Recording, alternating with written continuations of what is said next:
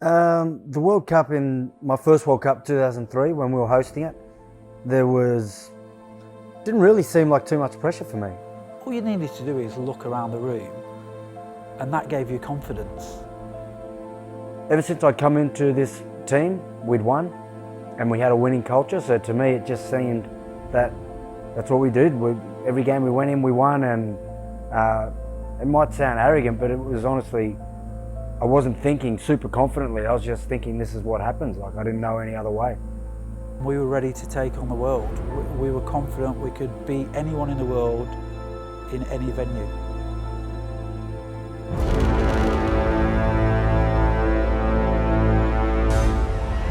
The two best teams in world rugby, these players facing the biggest opportunity of their lives. The mental rehearsals are now over. It's all down to one shot at glory and what has been the greatest event in the Code's history. The game kicked off and within 5 minutes, Takiri had dotted the ball over the line. It's Johnny Wilkinson to begin the final game.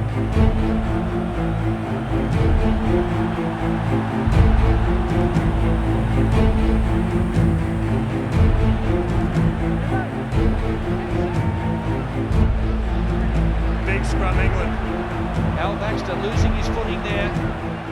Larkham had done a crossfield kick and picked out a mismatch really. Takiri, 6'4", 6'3", or whatever, against 5'8" Jason Robinson. Australia still have it. Mortlock's out wide. Here comes Takiri. He's only got to take it. Lottie! First try Australia! 5 minutes in, we're 5-0 down in front of their home crowd.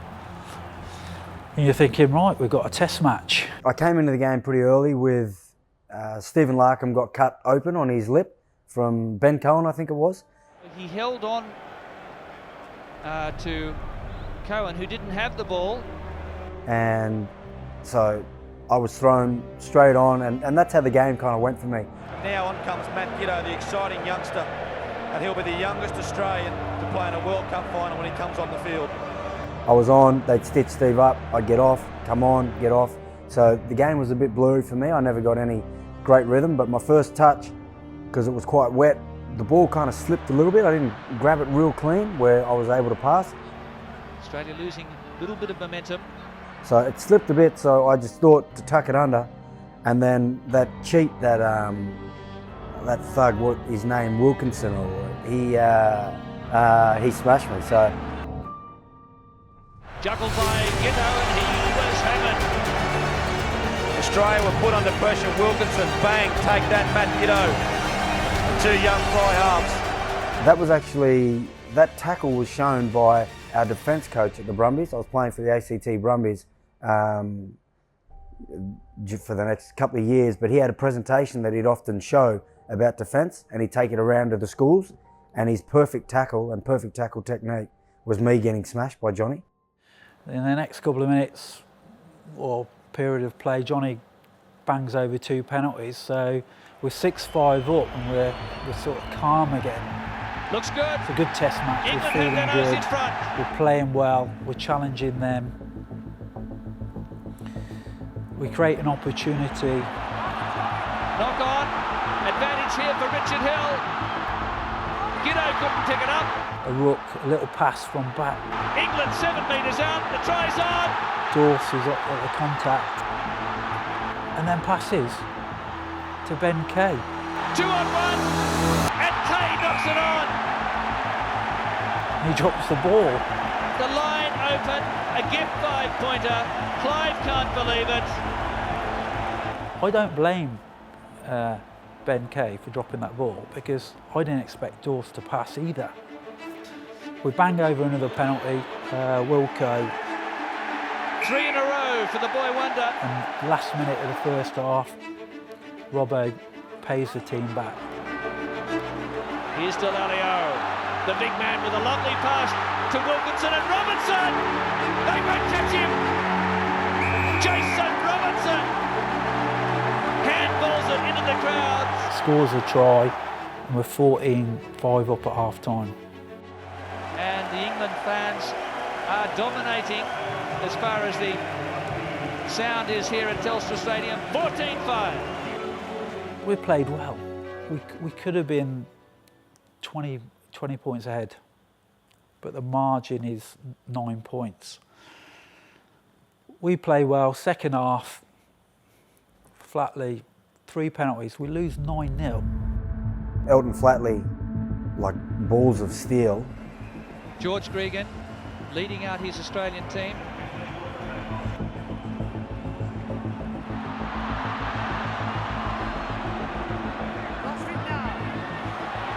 Big clean out from Sailor. Penalty to the Wallabies. This would bring Australia back to within 6.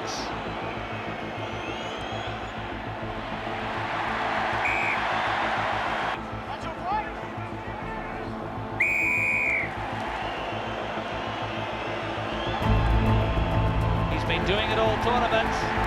Still, to this day, I reckon that was probably the most pressure that I've seen any kicker be under consistently, not just for one kick, but he had a couple of kicks, and I just remember him nailing those. What is the play? It's a penalty.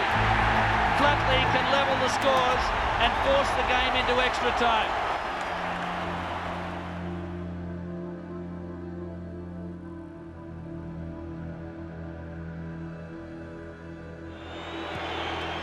It's extra time. 14-0. We were superior that second half.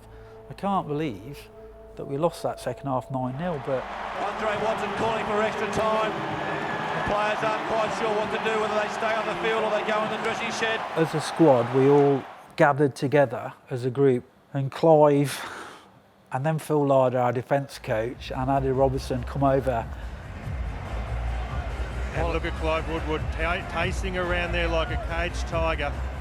He didn't think he'd be in this situation. They felt they needed to say something, and basically each one of them at different times said, don't give away penalties, play in their half, don't get yellow carded. And we're all looking around at ourselves and basically saying, no shit, Sherlock. Wilkinson. Can he produce a Joel Stransky drop goal to break the deadlock in this extra time? Anyway, we start the extra time first half. Johnny scores really early, goes 17-14 up. In every facet of play. And it was a free-for-all in the line-outs. If it's still level, then it becomes sudden death. Wilkinson has got the distance. Unbelievable! Minutes to go. Neil back down on the loose ball. Will take over the captaincy of Leicester. And Australia now with a penalty attempt. And it was by the captain himself in Martin Johnson. And surprise, surprise, George Gregan is going for the points. And now Elton Flatley with the weight of the nation on his 26-year-old shoulders.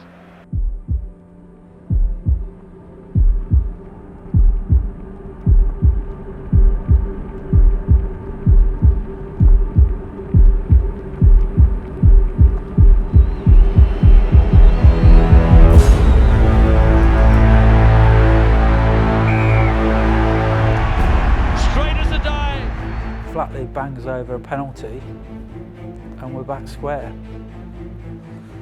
At this point, Moodos comes on, Lewis Moody, Mad Dog Moody. Lewis Mad Dog Moody was called it for a reason. He chased everything, he chased the ball like a bone. And he created a charge down, performed a charge down on Matt Rogers, their fullback, that skewed his kick, and we got a line out about 38 metres out. And this is where this next job call comes into play, because if we'd have ragged Ben Kay for dropping the ball over the line in that first half, he wouldn't have made this line out call now. Because you're 38 metres out, you've got a minute 10 on the clock, it's 17 all, and you've got to get in a position to score a try, kick a penalty or drop a goal. Because Ben Kay was supported by his teammates, he made this call. If you wanted to score possession to get in a position to score points to win a game, in a World Cup final, any game, you're going to throw it to the front of the line out to Martin Johnson, your captain, short throw. You're going to throw it to Ben Kay, great line, your line-out leader, your line-out caller. Or you're going to throw it to Mad Dog Moody, who just come on like a flipping crazy man with a midget, and that's me, lifting him behind. Well, where are you going to go? Well, if Ben Kay wasn't mentally tough, if the players didn't support him, he'd have called it to Jono. Easy ball, front ball, secure the possession. We sort of referred to Hannibal, who won battles in wars, doing exactly the opposite to what his opponents expected or history had dictated what had happened before. So he was brave enough to call it to the back of the line-out.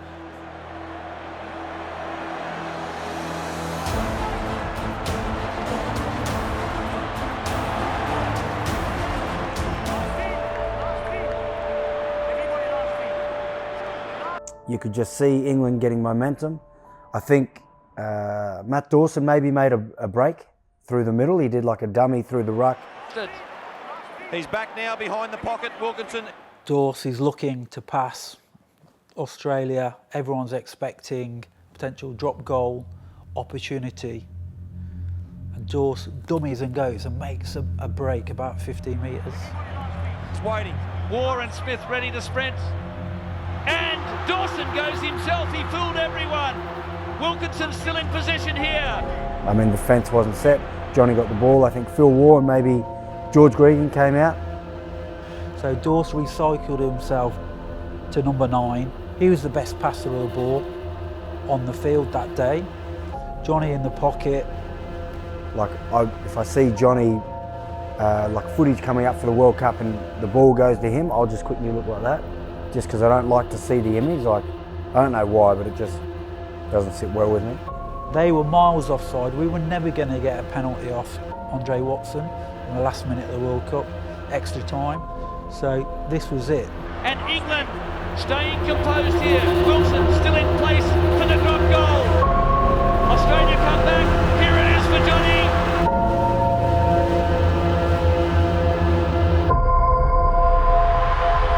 Has he done it? He sure has.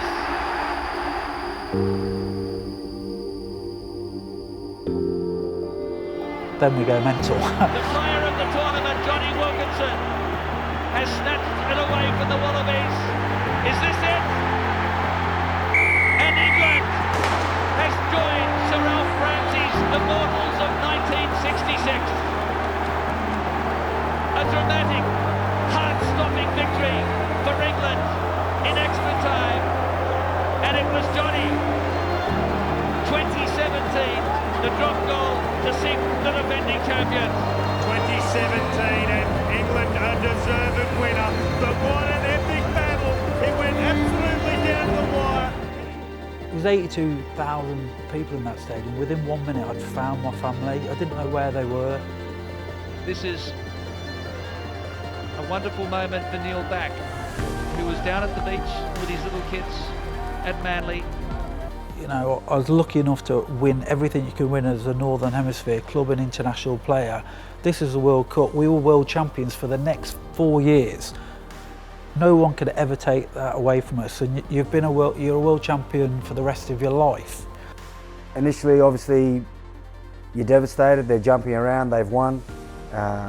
In the change room, it was pretty somber for a while until we got back to the hotel and all our family and friends were waiting for us. There was a party, a few beers on, and we kind of celebrated our journey.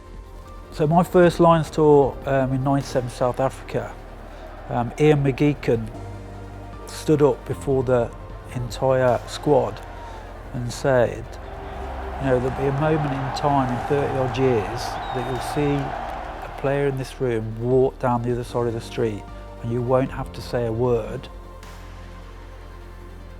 just a look will say 1,000 words.